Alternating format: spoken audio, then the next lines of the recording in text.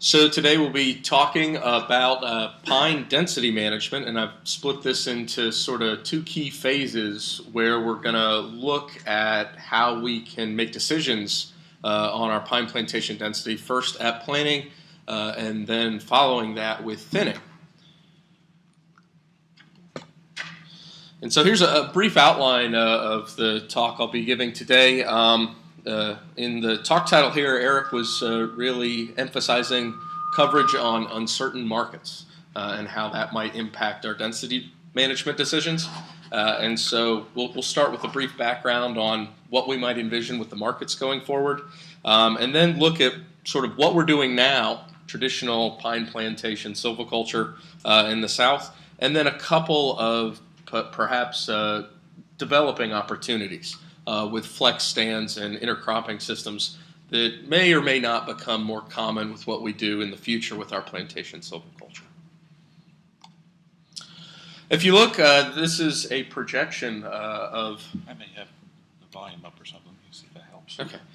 If you look here, we've got a projection of softwood saw timber prices in the U.S. South from the Forest Service Forest Products Lab. And if you look, here's the actual data you see here in black, and in red there, what you're seeing is the projection going forward. You can see here the projection is for very stable market conditions, but that's clearly not what we've seen with the past real data. So as with anything where you're trying to project data forward, we're probably going to see a lot more variability going forward than what we anticipate now. So for just softwood saw timber, we probably have variable markets going forward. And if we look, that's not even accounting for all these new developing forest products that may come online and have come online over the last several rotation lengths. The wood products industry is getting more and more advanced. They're doing more and more with smaller diameter materials. You see examples like laminated beams where they can take small diameter trees and make large diameter structural members. We've got pellet markets now in East Texas in particular that we didn't have 25, 30 years ago when we were planting stands that we're harvesting today. And so these markets are always evolving. And we've known that for some time, and we can probably anticipate that they'll continue to evolve as we move forward. So the stands we're planting today, it's really going to be hard to predict what exact mix of products those stands might be servicing when they're thin 12, 15 years from now, and when they're clear cut 25 to 30 years from now. So we know we're probably going to have uncertainty in our markets going forward. The fortunate thing is uncertainty is certainly nothing new in forestry. This is something we always deal with simply because we're dealing with long time spans, 25 years for an average rotation. So really, the take-home message for a lot of this is, from a density management perspective, basically we just want to keep doing well what we're already doing well, and where we seem to have problems now, we want to address those as best we can. So we want to continue to plant stands with high survival. We want to plant trees that are going to be resistant to the disturbances that we've seen in areas where we're planting them now, because we would anticipate those same disturbances in the future. We want to plant stands that are going to grow. We want high mean annual increments. We want to put on a lot of volume. And of course, larger quadratic mean diameter. Larger diameters are going to be better because that gives you more flexibility on your product class distribution. And then we want to plant stands with good form. Less taper, better self-pruning, straight stems are all favorable traits that give you, again, more flexibility on what product you can ultimately make from that tree. And these are all traits that tree improvement programs have been focusing on for the last 50 years. So there have already been huge gains in a lot of these traits, and we're going to continue to see those gains moving forward with improved genetics. So we know we've got uncertain markets, and the best thing we can do in face of uncertainty is create healthy, vigorous stands that are going to grow and be potentially used for a wide variety of products. So I wanted to move on now to what we're doing with traditional plantations and why. And this really shouldn't be anything new, I don't think, to most folks. But what I wanted to do is look at maybe a little bit wider range of densities than what we are often thinking of when we're talking about establishing a pine plantation. Pretty typical planting densities now you can see are right around 500 trees per acre. What I did with this data at Auburn University since 1953, they've been running a survey. You may have seen the survey. It's usually called something like Costs and Cost Trends for Forestry in the South, and it's published now in the Forest Landowner magazine every couple of years typically. But they've published, I think, about 22 of these since 1953. And so I went back and I managed to find some data where they report the average density from their survey South-wide that primarily non-industrial private forest landowners are planting. And so what you can see what the non-industrial private forest landowner has done is basically from the 70s to today decrease their planting density from about 800 trees per acre down to closer to 500 trees per acre. This trend is pretty consistent with what industrial forest landowners have been doing over this time period as well. Our planting densities are declining. There's a number of factors that are feeding into this. One is just our overall changing perspective on the value of silviculture.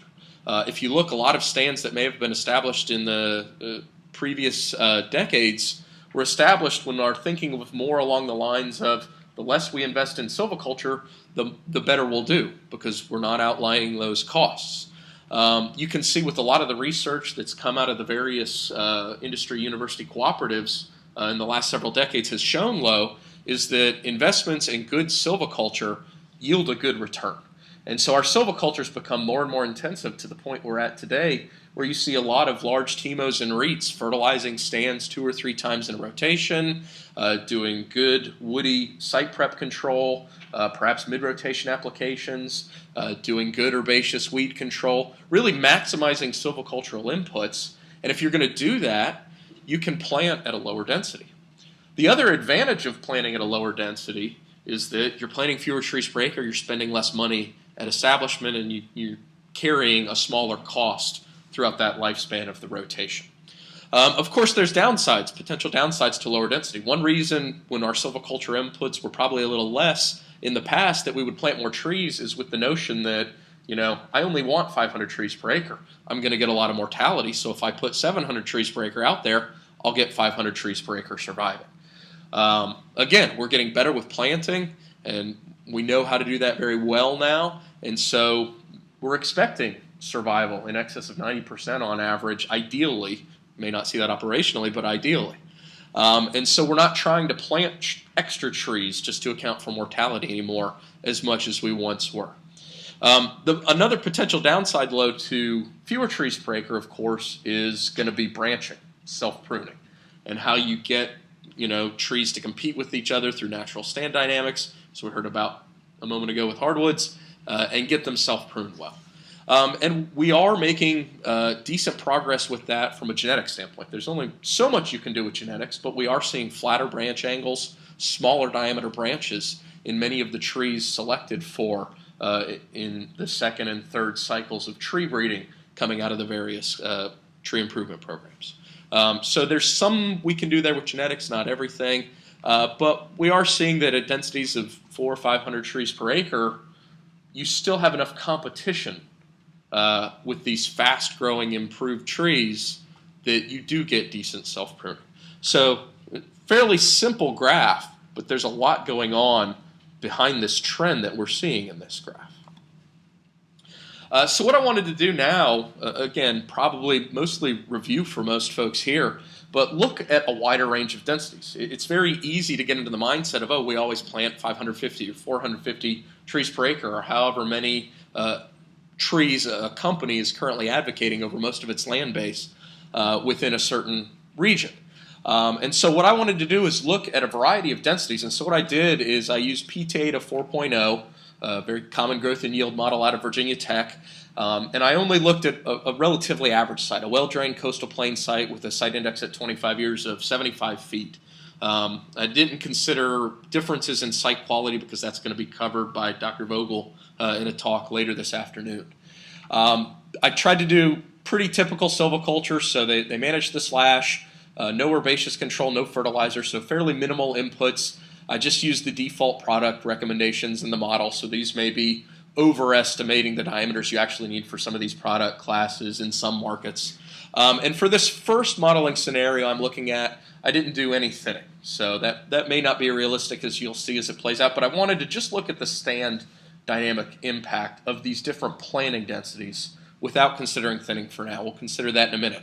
And what I did is I tried to target 5 planting densities ranging from 200 to 1,000 trees per acre on 200 tree increments. The model only allows for whole foot spacings, and so you can see it's not exactly 200 trees per acre, but it's close. And so these are the densities I used: 194, 436, 606, 778, and 991 trees per acre. And you'll see on the graphs that I'm going to show you, it just says 200, 400, 600 to simplify, but those are the actual densities. And so if you look at growing out a plantation planted at all these different densities, what we see, I'll show you a bunch of different graphs. This light blue line here is always going to be 1,000 trees per acre. This dark blue line with the diamonds is always going to be 200 trees per acre. And what we see is if you plant 1,000 trees per acre and you walk away, these all go out to 40 years.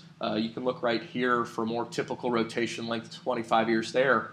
If we plant 1,000 trees per acre 25 years later, you only expect about 600 of those to be surviving. And so this is one reason you don't see most folks planting 1,000 trees per acre, because you're planting 400 trees that you're just wasting your money on. They're going to die due to stem exclusion. They're going to get out-competed. If you plant 200 trees per acre, mortality is much less. You're down to about 190, 180 trees per acre remaining by age 25. And you can see the trends are pretty consistent with what you would expect. At 400 trees per acre, it drops off less than 800 trees per acre does. So the more trees per acre we put out there, the more density-dependent mortality we're going to have. And then conversely to that, the more trees per acre we've got, the smaller diameter you have on each individual tree. So nothing really surprising there. Here's 1,000 trees per acre, or if you carry it out to about 25 years, you're looking about an 8-inch QMD, versus 200 trees per acre, you're looking at something closer to 12, 13-inch QMD.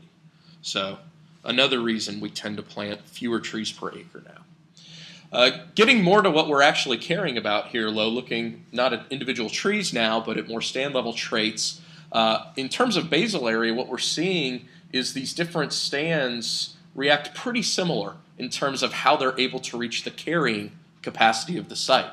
So this basically forms a logistic curve that you can see asymptotes off here at about, in this example, 175 square feet per acre of basal area. You'll notice a few things that are different. One, the 200 tree per acre line here seems to be underutilizing the site resources. It's not reaching the same carrying capacity. It's an understocked stand. The other thing you'll notice between ages 30 and 40 here, for the highest densities, 1,800 trees per acre, they come back down. They don't level off. And what you're seeing there, I think, is an impact of mortality due to overstock stands. When we look at volume from a volume perspective, all of these stands behave very similarly. At about age 25, you're looking at only about a 10 to 20 ton per acre difference in terms of volume. So it's not the volumes that are impacted a lot by these density management decisions. It is, however, the product classes. If you look here, here's saw timber volume and here's pulpwood volume, both in tons per acre. I didn't show chip and saw, but it's very similar to the pulpwood graph here. But what you can see is, again, exactly what we would expect. 1,000 trees per acre, you've got about 140 tons per acre that are saw timber versus, sorry, that's 200 trees per acre. 1,000 trees per acre, it's going to be less than 20. So it makes sense. You've got fewer trees per acre, they're larger, you're going to get more saw timber. You see the reverse trend for pulpwood, where you have more pulpwood on the 1,000 trees per acre planting and the least on 200 trees per acre. So if we look at that, that's sort of the stand dynamics of how it would play out if you weren't to thin a stand. So next I wanted to throw thinning in there to see how we can illustrate these this different range of densities with a more realistic scenario where you would thin. So I wanted to guide this thinning with some biological constraints, similar to some work that Dr. Taylor's been doing recently. So I set it up so I try to target a thinning at an SDI of about 225 trees per acre, 225, which is about a relative density of 50%. So maybe a little higher than some folks would advocate. In terms of basal areas, this resulted in thinning when stands were at about 130 square feet per acre of basal area. And I thinned them down to an SDI of about 135 to 150, which was about 30 to 33% relative density. Those are the biological criteria. Of course, in some of these scenarios, to do that, you'd have to thin a stand where you're only removing, 6-7 tons per acre, where that would definitely be a pre-merchantable, pre-commercial thinning operation. So I tried to make the scenario a little more realistic by throwing some basically operational constraints in there. And I didn't thin any of these stands until they had at least 15 tons per acre. So kind of a minimal removals there. I know that's probably lower than what you may see in some markets, but that was what I applied here consistently. And then I tried to see if I could grow these back up to a relative density of 45% before clear cut. That ended up resulting in a bunch of 38 to 40-year rotations for some of these scenarios where no one would be carrying those stands that long. They'd be past financial maturity. And so I sort of put an arbitrary or 8 years after that second thin criteria on there, which brought it down to more reasonable rotation lengths. If you look at how these same densities played out with these scenarios, you can see that density management really doesn't have a major impact on rotation length. The 800 and 1,000 trees per acre scenarios received their first thin a year earlier than 400 and 600 trees per acre, their second thin 2 years earlier, and because of how I determined that rotation length constraint, they ended up having a rotation length 2 years earlier than 400 and 600 trees per acre. You can see the one scenario that's radically different is 200 trees per acre. Basically, there was no thin at around age 13 because that stand was so understocked it would make absolutely no sense. It didn't need it, so that one only got a single thinning at age 22, pretty analogous to the second thin in all these other prescriptions, and clear cut at age 28. Here's the mean annual increments down here. You can see they all range between 5.1 and 5.6 tons per acre per year, and it's very similar, 5.4 to 5.6 among these four densities other than 200 trees per acre. The one thing I haven't shown right here is the relative density at the first thin, and that's where you do see some differences develop. The 400 and 600 trees per acre and even the 200 trees per acre scenarios, that first thin, it was able to be implemented right when relative density was at 50%, which means you don't have too much density-dependent mortality yet. You probably don't have a stand that's too stressed and low vigor, that it's going to be susceptible to high drought mortality, that it's going to be more subject to insect or disease attack. And so you've got a stand that's at a high vigor when it is thinned and is more likely to respond well to that thinning. For the 800 and 1,000 trees per acre, by the time you had 15 merchantable tons per acre to remove from that stand, the relative densities were up at about 60 to 70% on these. So those would have been stands that by the time your thinning was merchantable, it would have been a lower vigor stand, less capable of responding to that thin, would have had lower live crown ratios, and would have been more subject to high mortality due to drought or some other disturbance before you're able to get into those thins. Basically what those numbers were saying were that these stands were stands that would have been beneficial to pre-commercially thin them. If you look, here's some output in terms of the total removals across the whole rotation length. So this includes all volume removed in both thinnings and the clear cut at the end. And what you can see is that the 600 trees per acre actually maximize total removals. But if you look here at the saw timber, that's this green bar at the top, red is chip and saw, blue is pulpwood. The 400 trees per acre actually was right there, almost the same level of total removals, and it ended up getting about 13 tons per acre more saw timber at the expense, you can see, of pulpwood and chip and saw. So probably a higher value distribution there. If you look at 200 trees per acre, the total volume wasn't significantly lower despite that stand being understocked for a lot of the rotation. But you got substantial saw timber removals, about 85 tons per acre there. 800 and 1,000 trees per acre, you can see very little saw timber off of those prescriptions based on that density. So that was all model output, which is nice. You can real quickly compare a bunch of different scenarios, but of course real-world data is always going to be more valuable than model output. And so fortunately, there's already a lot of data out there on density management in pine plantations that we can look to. What I've got here, this is data that Michael Kane has put together out of Georgia, University of Georgia, with their pine management research or plantation management research cooperative.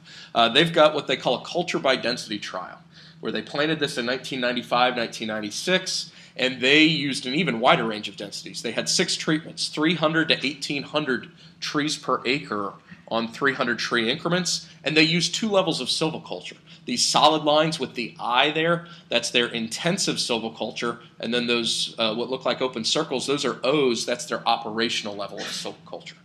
Now, what operational silviculture entailed, they replicated this trial across 13 sites, I believe, in Georgia, Florida, and South Carolina on the lower coastal plain. All the sites were bedded, and what they did with their operational silviculture is they applied woody fall and spring herbaceous competition control. They banded that, and then they did 3 fertilizer applications at establishment at age 8 and age 12. And that was their prescription for operational silviculture. So even their operational silviculture with the fertilizer applications may be a little more intensive than what some folks are using. So it's good silviculture. With their intensive silvicultural treatment here, they did the same bedding. They basically have complete vegetation control on that. So they've used full site broadcast herbaceous and woody herbicide treatments, and they've maintained those for the life of the stand. So they basically have stands with no weeds in them whatsoever. They applied fertilizer at establishment at age 3, 4, 6, 8, 10, and 12. So they're fertilizing it about every year, and they're applying micronutrients. So it's an extremely intensive prescription. And you can see a couple things on this first graph. This is from one of their 2011 publications where they've got data through age 12.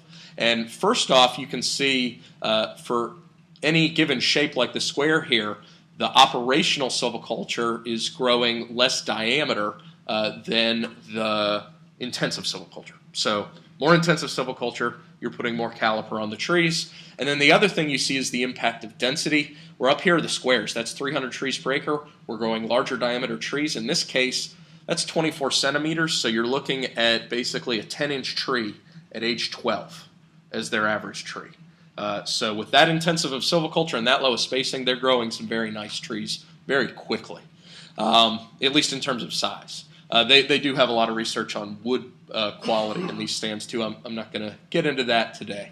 But you can see it just drops off pretty much a linear trend with the density, and by the time you're up to 1,800 trees per acre, these trees are now about 12 centimeters, so you're looking at about 5-inch in terms of the quadratic mean diameter. So pretty much the exact same trends that we just observed with that modeling effort. Here's their survival data, and so this is analogous to that trees per acre data we looked at with the modeling effort. And you can see intensive silviculture, they actually have more mortality than with operational silviculture. A little bit counterintuitive maybe at first, but what's going on is basically these stands they're managing more intensively, they're pushing them through stand development quicker. They're growing them faster, and so basically they're proceeding through stem exclusion more rapidly, and so at a given time you're getting more mortality because that intensively managed stand is maybe analogous to the operational stand, 2 years ago basically. If you look at the survival, same trend that we expect to see with density here, where you've got the worst survival on your highest density treatments and the best survival on your lowest density treatments. And here's the basal area and volume trends. They've got this in cubic meters per hectare, but you can see that the trend here is pretty much what we saw with the other data. 300 trees per acre is the best up here. 1,800 trees per acre is noticeably worse than the others. But again, at age 12, they are fairly tightly clustered. And here with basal area, the same trend. 1,800 trees per acre is the worst. 300 trees per acre there is the best. But again, closely lumped here with some of the other treatments at similar densities. And so they're really basically pushing some of these stands to such a high density, they're lowering individual tree vigor to the point that they're actually creating a very stressed stand and reducing carrying capacity, it would appear, on some of these sites with extreme density management. In terms of the product class distribution, again, there's a lot of research out there on thinning. Virginia Tech put in, I think it was 180-something plots in 1980 to 1982 in operational stands, Harold Barkhart and Ralph Amateus, and they've been tracking these things. I think they measured them through about 2004 maybe. So they've got decades of data on sites spread from Texas to Virginia. And from this research, they found basically that the probability, here's just one of the outputs they got, but the probability that you have a product in a given class is purely proportional to the DBH there. Stem form is going to factor in there some, but really what we're trying to manage a lot with our density management is quadratic mean diameter because that correlates so well to product class. So they looked at 3 products: peeler logs that you'd peel for veneer for plywood, for example, saw timber, and pulpwood. And as DBH went up, 30 centimeters there is 12 inches. So as you go over 12 inches up here to about 16 inches, there's a pretty good chance, pretty much 100%, that you're going to have a peeler tree, a high-value product. As you go down here, here's 20 centimeters, that's about 8 inches. There's still about a 60% probability it's going to be pulpwood from all this empirical data that they've collected. So again, we're trying to put on more diameter, and so the field trial data bears out pretty much what we saw with that simplistic model. So again, none of that was probably new to most folks. The goal with a lot of our plantations, silviculture today, we're planting around 450 to 550 trees per acre, and you can see why. You're not overstressing the stands, you're not spending too much on seedlings, you're getting a good product class distribution at the end, and you're not leaving open growing space like you might at that 200 trees per acre scenario, where what that model didn't really show is the problems you'd have with competition control. If we leave growing space open, we know something's going to grow unless we spend a lot of money keeping things from growing. So that seems to work pretty well. So nothing new and shocking there. And then with thinning in a timely fashion is important, not just to capture mortality, but to maintain healthy, vigorous stands that are less susceptible to mortality from disturbance. So that's sort of where we are and what we've learned over the last several decades, very briefly summarized in terms of density management and pine plantations. What I wanted to look into next are a couple sort of emerging technologies that may impact how we think about density management in the future in our pine plantations. And the first one I wanted to talk about is flex stands, what they are and what their potential is. I know many of you are probably already familiar with them. This is a term that's now trademarked by ArborGen, and so I've taken their diagram of a very simplistic flex stand here out of some of their publicity brochures. And what a flex stand is basically, instead of just planting a stand at a uniform 10 by 10 foot spacing, and then coming in and doing a row thin, and that becomes pulpwood at age 12, and then at the end of the rotation harvesting it and getting a lot more saw timber, what a flex stand is trying to do is from the time you plant the stand, figure out what your pulpwood is going to be and what your saw timber is going to be and manage them a little bit differently. So here in this simplistic example, they've just gone every other row. These green trees are the trees that are going to be managed until the end of the rotation as saw timber, and they're planting them on about a 10 by 20 foot spacing. So you've got about 215 of those per acre in this example. It's a 9 to 10 foot within row spacing, and it's a 10 foot spacing between rows, but you can see the next row is not a saw timber row, it's what they're calling a biomass tree row. And those are planted on a 3 by 5 foot spacing. So you've got those now on a 20 by 5 foot spacing, so you may have 436 of those per acre on a stand. And again, this is just an example, you can modify those densities accordingly. But the idea here in this example is you now know you're going to come in and basically do a second row thinning on this stand as your first thin.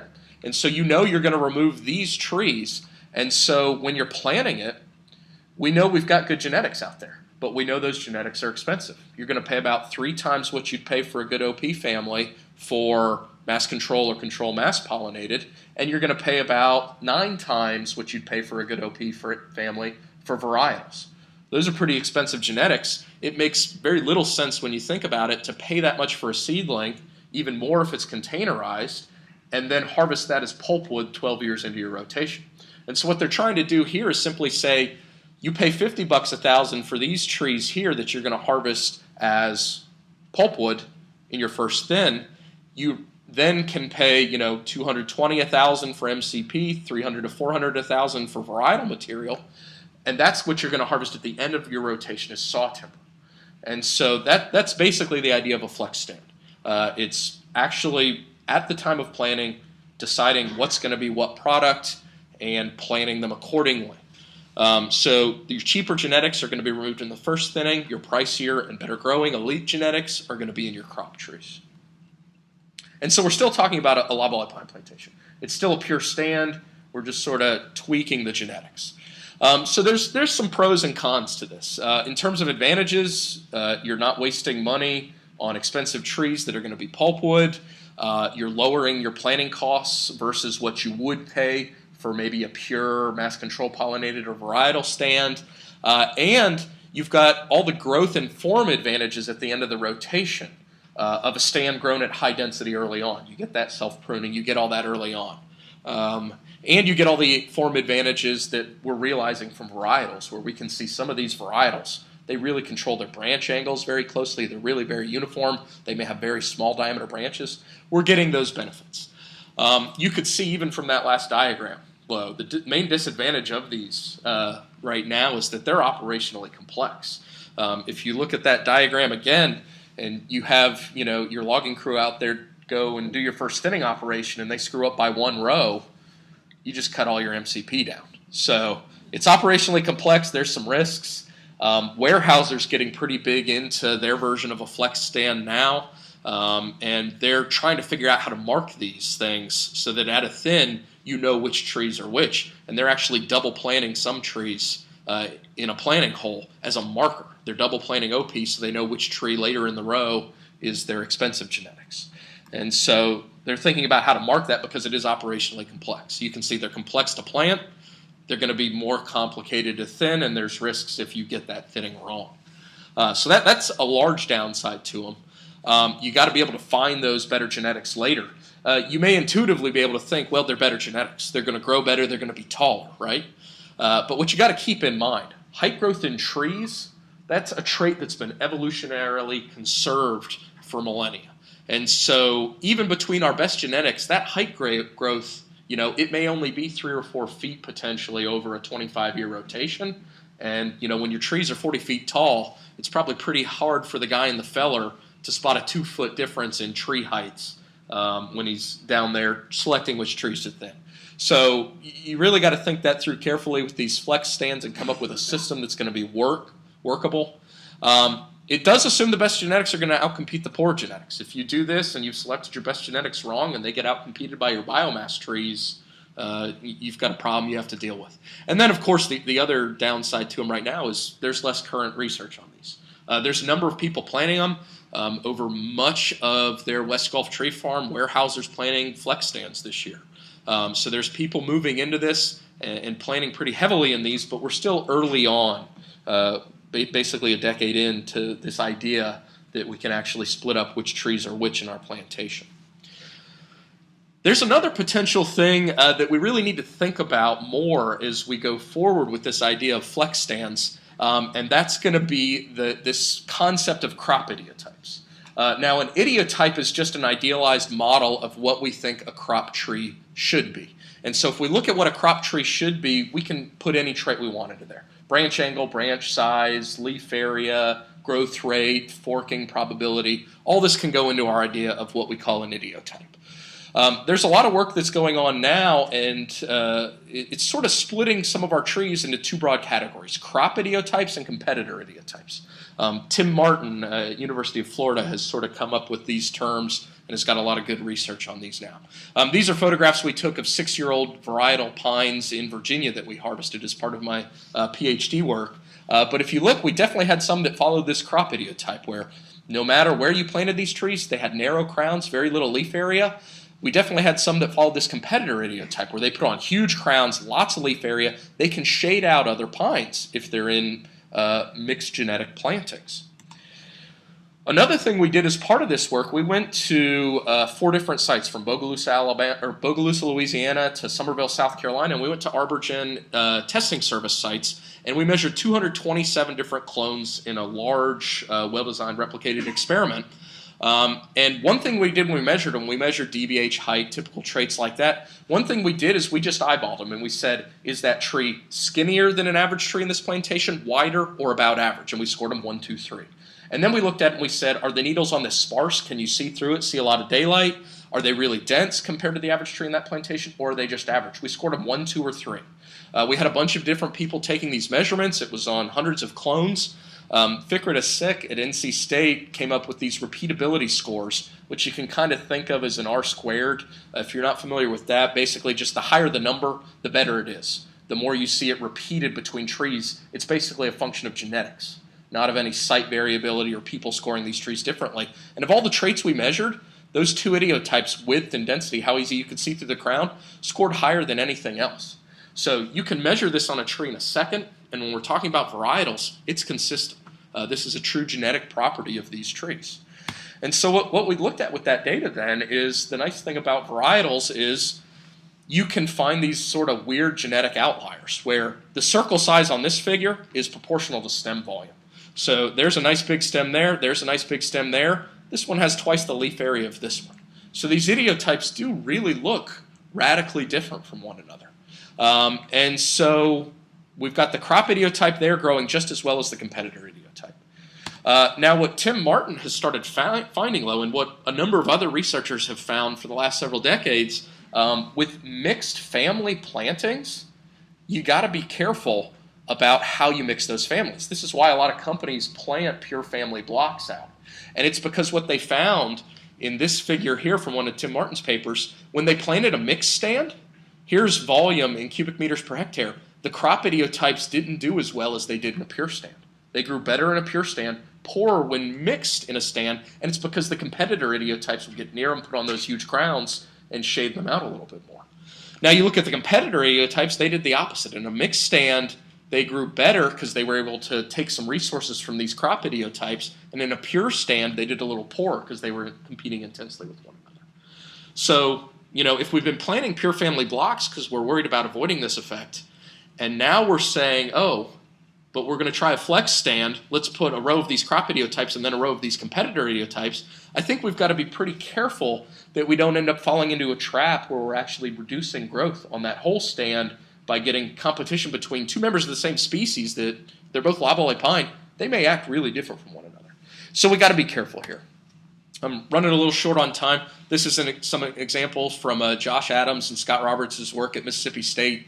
They found the exact same thing in a separate trial carried out to age 21. So we've seen this over and over and over again, where pure family blocks of those crop idiotype trees do better than mixed family blocks. Okay? So with flex stands, there's opportunities there, but I think we probably need to really be careful to define what idiotypes we're going to plant in these flex stands and know how they're going to react with the other idiotypes we're planting in the flex stands. So that's something we need to be aware of with that going forward. The final topic I wanted to look at is now not just mixing, sort of different genetics of loblolly pine in one stand, but actually mixing loblolly pine with some other potential crop species. And I wanted to just highlight one brief example here that we can look at. Here's an example of basically an agroforestry system where we have switchgrass planted in between rows of loblolly pine. And I'm running low on time here. I'll skip some of the basic background. But Weyerhaeuser, through I guess they've paired with Chevron to have a joint venture called Catchlight Energy. And they're working on this with them. But in 2009, they established this research trial in New Bern, North Carolina, where they planted switchgrass between loblolly. And the idea here is eventually your loblolly is going to close crown, shade it out, and you're not going to have switchgrass in this. But early in the rotation, through maybe age 8, 10, you're going to be getting annual income off harvesting the switchgrass. And so it's a way to basically increase the density of a loblolly pine plantation by managing a second crop that's going to give you economic returns when that loblolly pine is early on in its life and not giving you any economic returns. So here's what they did in this research trial. They planted 436 trees per acre, but it's not a 10 by 10 foot spacing. They're using a 20 by 5 foot spacing. So you've got that wide 20-foot corridor that allows enough light in that you can get the switchgrass established. They V-sheared, bedded, and hand-planted this site for the pines, and they actually came in and established the switchgrass after. You can get it established before or after. There's various pros and cons to both of those. They used 7 pounds of live seed per acre. They did it the June following pine planting, and they put in a 6-foot wide swath right in the middle of that 20-foot wide corridor, so it'd still be getting maximum light. And then they did typical fertilizer and herbicide recommendations for both a plantation and a switchgrass crop. And what they're finding, this is still early on, but here you can see in the second growing season, what I'm showing you here is leaf area index, and this is just of the switchgrass. This isn't of the pine. What they're finding, they used a couple different what they're calling biomass treatments, and that's really just a slash management treatment, whether they remove the slash or not. But they're comparing basically that intercropping system with just a pure field of switchgrass. And what they're finding, you can see the high error bars on there. Their switchgrass is putting on higher leaf area index in the pure field, which you would expect, but it's not doing too bad in the intercropping system. So they're thinking, it's early on, but they're thinking they can get a viable crop of switchgrass out of this stand for a period of years, and then that 20 by 5 foot spacing, that's not too dissimilar from the spacing Weyerhaeuser's using anyway. So then they're going to have a typical pine plantation following that. So maybe a little more unorthodox way of thinking about density management, but you can actually think about mixing other potential bioenergy crops in there as we go forward. Of course, with all this, and I'm sure we'll get into this more this afternoon with all these bioenergy crops, they're going to be market dependent. We saw a big surge in biomass energy research in the 70s, the last time oil got very expensive with the energy crisis, and then that research funding sort of dried up. We didn't see too many of those systems become widespread and operational. We're sort of seeing that maybe again now today as oil prices have gone up and are now starting to come back down. So intercropping has potential. You can get that early rotation income. You're just using growing space that's there before your pines can use it. So it's just a way to try and use all the growing space throughout the whole rotation. It has its challenges too, and right now a lot of those are more on the equipment operations side. Figuring out how to do this successfully without spending too much establishing the switchgrass, that you can get an adequate return on that investment. And again, part of that, we can hopefully solve with more research as we go forward. So I think that's it for my time almost. So just quick to sum up the take-home message here. In terms of traditional plantations, we really know a lot about that. And with all the potential variability, we've already talked about this morning moving forward in terms of climate and what's going on there. The best we can tell you right now is probably that the best silvicultural practices now are going to be the best silvicultural practices to use moving forward. You're putting the best genetics on the best sites with the best silviculture that you can afford. Flex stands offer a promising opportunity, but there's still testing that remains to be done there to ensure that we get what we think we're going to get out of these stands. And then intercropping offers an opportunity to use the growing space early in the rotation that we traditionally haven't been using. But again, we're early on in this, and we probably need more research before that has the potential to go wider scale operationally. That's all I've got today. So. We have time for one question.